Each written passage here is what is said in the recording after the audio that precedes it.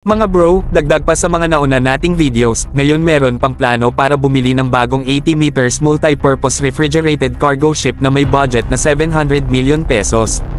Game changer to para sa mga masisipag nating mangingisda sa laot.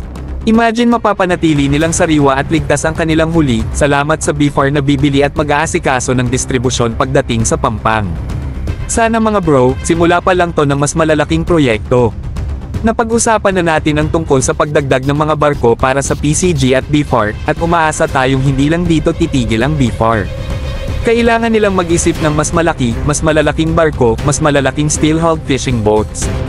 Hindi lang to para sa pagpapalawak ng sakop ng pangingisda o pagpapahusay ng huli, mahalaga rin ang mga sasakyang ito sa pagharap sa panghaharas ng China Coast Guard at Chinese Maritime Militia.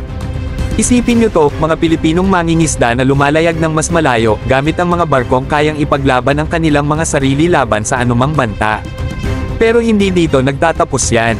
Pwede ring magsilbi ang mga barkong ito bilang bahagi ng isang Philippine Maritime CAFGU, na taas noong iwinawagayway ang ating bandila habang ipinagtatanggol ang ating karagatan.